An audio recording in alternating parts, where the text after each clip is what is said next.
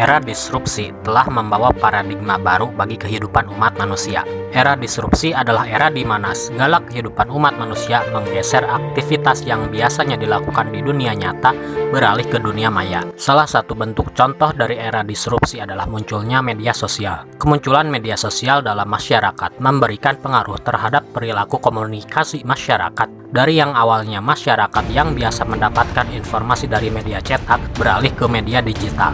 Fenomena tersebut juga didukung oleh perkembangan teknologi digital yang berkembang pesat. Hanya dengan satu sentuhan di layar handphone, kini kita bisa mendapatkan informasi dari berbagai penjuru dunia, tak terkecuali dalam bidang politik. Era disrupsi ini telah memberikan pengaruh yang cukup besar dalam bidang komunikasi politik. Menurut beberapa penelitian di Amerika Serikat, bahwa media sosial adalah alat kampanye yang efektif.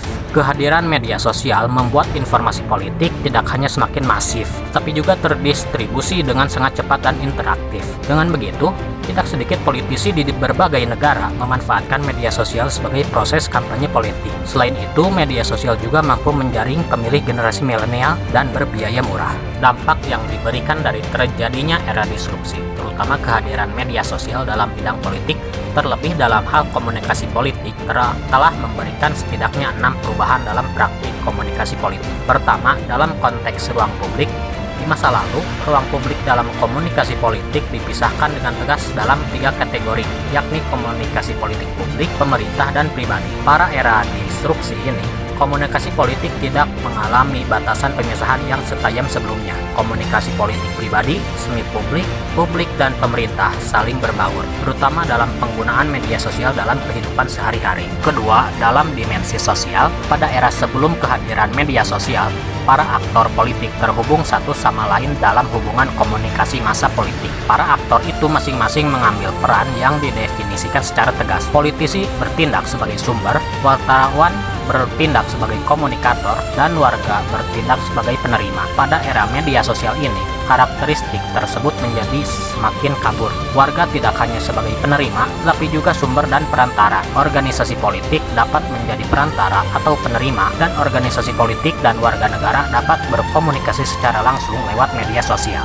Ketiga, dalam dimensi isi. Pada era sebelumnya, komunikasi politik terkait dengan tema-tema yang menjadi kepentingan publik dan objek perdebatan publik. Sementara pada era disrupsi ini, topik komunikasi politik sangat luas, didasarkan pada kriteria kelompok tertentu untuk ditonjolkan. Pesan-pesan komunikasi politik tidak hanya bisa ditemukan dalam berita politik, tetapi juga dalam humor, komedi, atau peristiwa sehari-hari. Keempat, dalam dimensi temporal, dalam era lama, sinkronisasi penerima konten dalam media politik adalah kunci proses komunikasi. Semua tahapan komunikasi, mulai dari produksi, distribusi, dan efek, diatur untuk menjaga sinkronisasi penerima pesan. Pada era disrupsi, sinkronitas menurun, sementara elemen asinkron dalam komunikasi politik terus meningkat. Khalayak mempunyai banyak saluran komunikasi politik dan dapat memilih media yang sesuai dengan pilihan politiknya. Kelima, dimensi ruang. Pada era lama, ruang komunikasi politik didefinisikan dan dibatasi tegas pada batas-batas negara. Pembatasan ini berfokus pada ruang nasional yang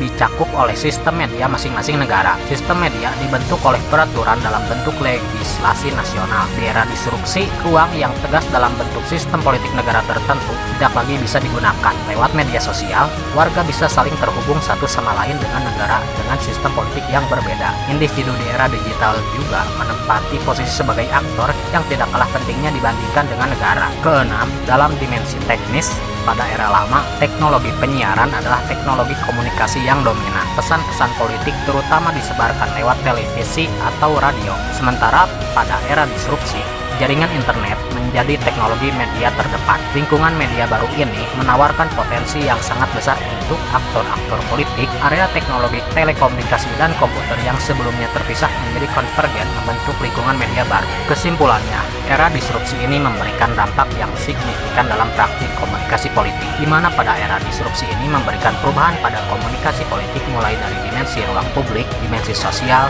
isi, temporal, dan ruang. Pada dimensi ruang publik, era digital di Indonesia mengubah batas-batas mengenai komunikasi politik yang sebelumnya hanya terbatas pada perbincangan elit dan pemerintah. Pada dimensi sosial, kehadiran media digital membuat warga bisa ikut mendiskusikan dan mempengaruhi isu-isu publik. Pada dimensi isi, perbincangan komunikasi politik di era media sosial tidak sebatas hanya pada berita-berita politik, tapi meluas meliputi meme, komedi, dan lainnya. Untuk dimensi temporal, era digital membawa konsekuensi pada penerimaan pesan. Jika sebelumnya khalayak hanya menjadi penerima, pada era digital memungkinkan warga untuk memilih media yang sesuai dengan pilihan politiknya.